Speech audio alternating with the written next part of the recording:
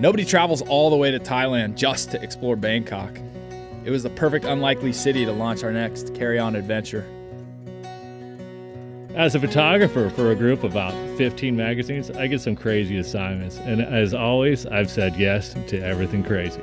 As we honed in on Bangkok's famous floating markets, I found out that JP actually grew up in a Thai restaurant on the Big Island.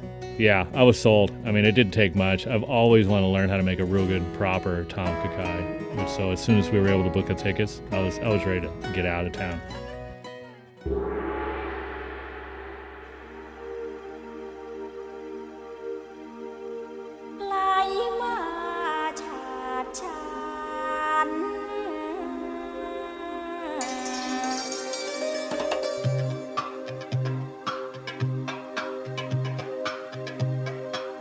We stuck to the river corridor of the Chao Phraya to make sense of the city of 8 million people, taking the free Skyrise hotel shuttle boats before we hopped on a long-tail canoe taxi heading south to a riverside eco lodge.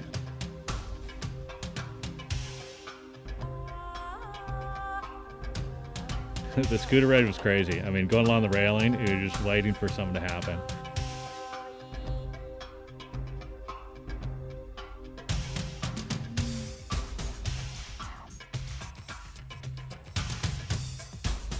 Once we actually put on the Chao Phraya, we crossed from an oil refinery and we paddled past the barges, super tankers, a bunch of tugboats and ferries.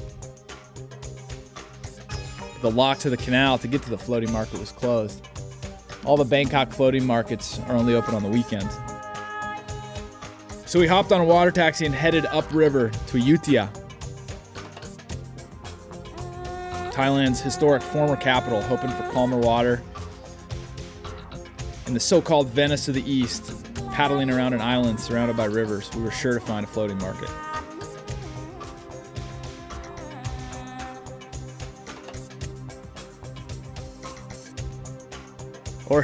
Or at least we tried to get all the way around before we hit this dense wall of hyacinth lilies.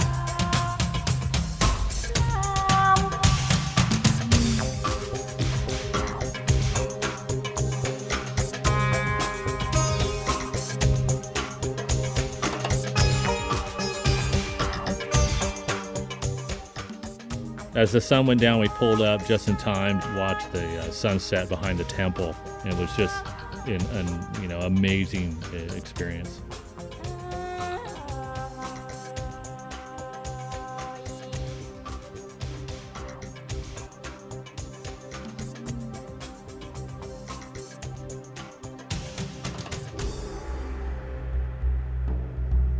We still needed to find the floating market, so we routed back through Bangkok.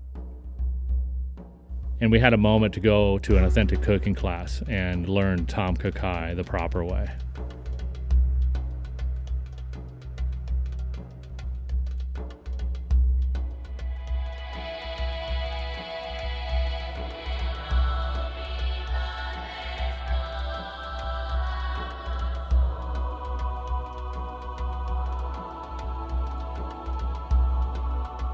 After a tuk-tuk ride, then trains, a ferry, another train. We loaded onto a canoe taxi and got into Amphawa, home of the region's most famous floating market.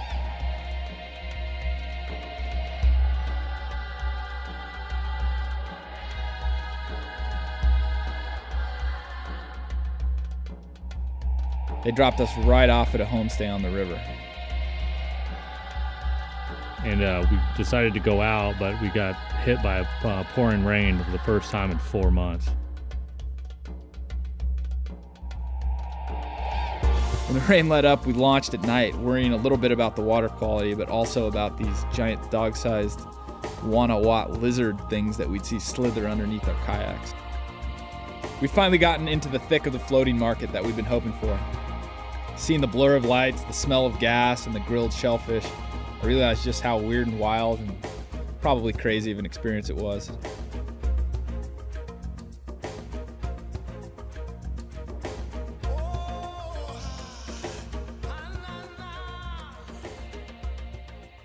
The next morning, the market traffic had calmed down, and we paddled up to a soup boat for breakfast and kicked back in the hammocks to beat the 100-degree heat.